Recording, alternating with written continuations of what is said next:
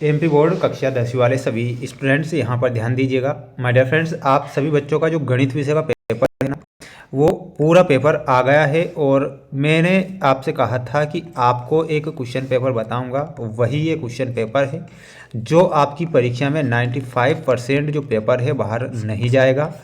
अब मैं आपको यहाँ पर सेट डी बताने जा रहा हूँ। माय डियर फ्रेंड्स, ये सेट डी है।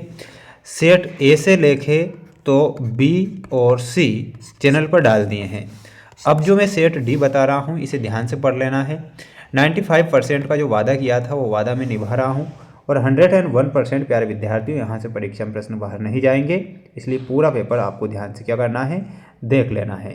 सबसे पहले यहाँ पर आप प्रश्न देखिए प्यारे विद्यार्थियों, आपसे प्रश्न पूछा गया है, सही विकल्प चुनकर लिखिए। मैं जब a1/a2 बराबर b1/b2 बराबर c1/c2 हो तो समीकरण निकाय a1x plus b1y plus c1 बराबर 0 तथा a2x plus b2y plus c2 बराबर 0 का क्या हल होगा। प्यारे विद्यार्थियों, इसमें आप लिखेंगे कि अनंततः अनेक हल होंगे, तो इसमें आप ऑप्शन नंबर डी करेक्ट करके आइएगा। चैनल पर अगर आप नए जुड़े हैं तो चैनल को सब्सक्राइब जरूर करें, क्योंकि मेरे द्वारा प्रश्न पत्र अगर बताए जा रहे हैं तो परीक्षा में छपेंगे।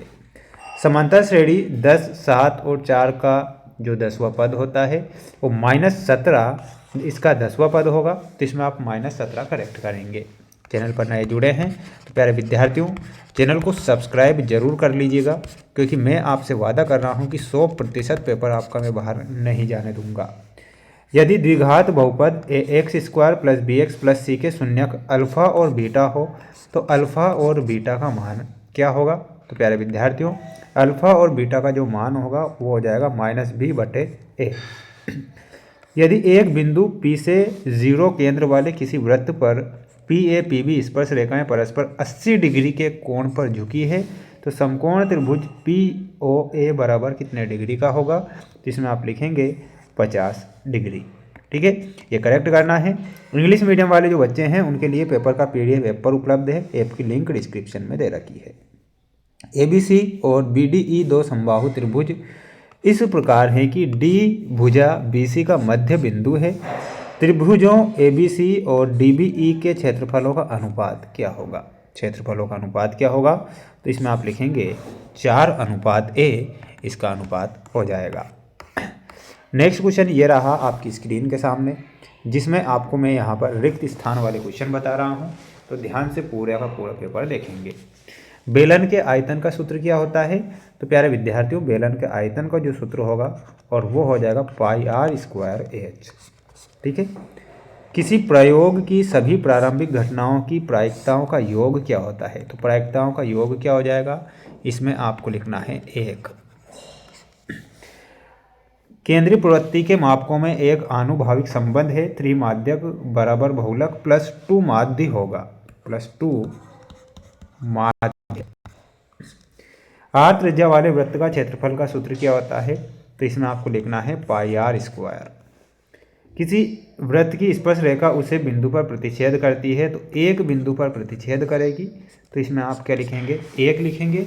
और अच्छे से याद जरूर कर लीजिएगा। माय डियर फ्रेंड्स पेपर अगर मैं बता रहा हूँ तो पेपर तो आपका बाहर नहीं जाएगा, लेकिन डिपेंड अब आप पर करता है कि आपने कितना पेपर देखा है। किसी बारंबारता बटन में किसी वर्ग की संचयी बारंबारता उस वर्ग से पहले वाली सभी बारंबारताओं का योग होता है। तो माय डियर फ्रेंड्स ये आपका असत्य हो जाएगा। त्रिज्या r वाले वृत्त की परिधि बराबर 2πr है, तो ये बिल्कुल आपका क्या होगा, सत्य। घात 2 के किसी बहुपद से अधिक 2 शून्यक हो सकते हैं, तो बिल्कुल ये सत्य है। किसी बिंदु की y अक्ष से दूरी उस बिंदु का y निर्देशांक कहलाती है, ये असत्य है। √2 एक परिमेय संख्या है, तो ये भी आपका क्या हो जाएगा, असत्य हो जाएगा। तो स्क्रीनशॉट ले लो सभी छात्र और पढ़ लीजिएगा, है ना। नेक्स्ट क्वेश्चन बता देता हूँ। अगला क्वेश्चन ये रहा आपकी स्क्रीन के सामने, जिसमें आपको यहाँ पर जोड़ी दी गई है। कोस 90 - थीटा का मान बताओ, तो इसमें आपको बताना है sec theta, option number C. करनी sec² थीटा -tan² थीटा का मान कितना होता है, option number D 1। Sine theta का मान हो जाएगा 0। टेन थीटा का मान हो जाएगा साइन थीटा बटा कोस थीटा। cos 45 डिग्री का मान हो जाएगा 1/2। ठीक है, तो ये आपकी जोड़ी यहाँ कंप्लीट हो चुकी है। अब आप इसका स्क्रीनशॉट ले लेना। नेक्स्ट क्वेश्चन, पेपर का PDF पेपर मिलेगा, आपकी लिंक डिस्क्रिप्शन में दे रखी है। दृष्टि रेखा की परिभाषा लिखी है। तो प्यारे विद्यार्थियों, दृष्टि रेखा की परिभाषा क्या होती है?